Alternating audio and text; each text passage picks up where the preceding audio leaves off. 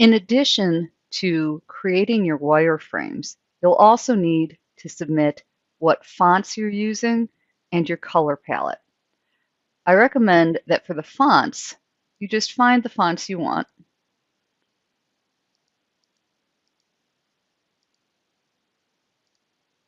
And you can take screenshots of them.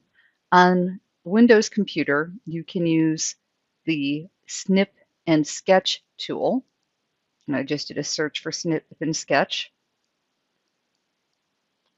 This is what comes up. Choose New. And then you can take pictures showing me what font you've chosen. So you need at least 2 fonts. Don't get more than 3 or 4, but 2 is about right. 1 for headings, 1 for paragraphs.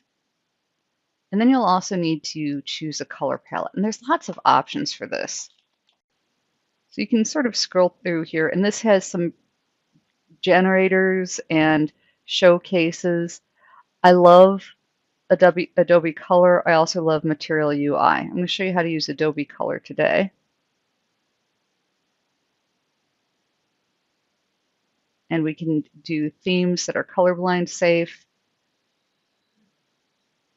And I'm going to go ahead and close that. And you can look in here and you can find accessibility tools. We want to choose colorblind safe. Make sure that's good there. And then we can sort of move things around until we're happy with it. So we can look at some of our settings here. So we can take an image up here. This is where I usually like to start. I'm going to go out to my images folder. And I will drag it over into here. And this lets me sort of pick specific colors. So I kind of like that wall as a background color. So I can move this here. And I'd like white to be one of the colors, or off-white. So I'll move that there. And let's grab some color from my necklace. That's okay. I think I'm going to grab the color from my sweater instead. And it's got hair color. Okay, so that's all a pretty decent font. I can live with that. And now I could also look at colorful, bright, mood. Ooh, I like that bright one. Muted, deep, dark, none, muted. I actually kind of like that. That's a nice selection of colors. They look good together. So now I can go into my accessibility tools, and it started from there, and no conflicts are found, so it's colorblind safe. So I'm good to go. And if I'm not totally in love with these, I can play with them a little bit, move them along here. And then it tells me that there's issues. So I'm going to do Control Z, and I'm going to move it back until there's no errors. So I recommend that you do that, and then you'll just take a screenshot and make sure you get the color codes that you want. And this is a really great tool to work with. The other one that I'm really a fan of,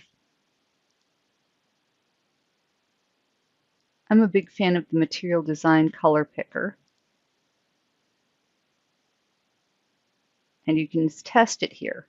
This is probably one of my favorite options. So I'm going to pick purple. Okay, I like that. If I'm going with MCC colors, I might do something in sort of an MCC gold.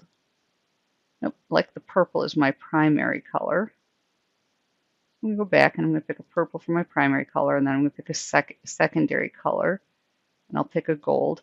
And then I can see all of the different things that it recommends. And it gives me the primary colors, the secondary colors, and how the text looks on those. And they have all of the different codes here. So again, I can take a screenshot of these using the snipping tool, and that would be another way to hand those in, and then you'd have those hexadecimal codes that you could work with.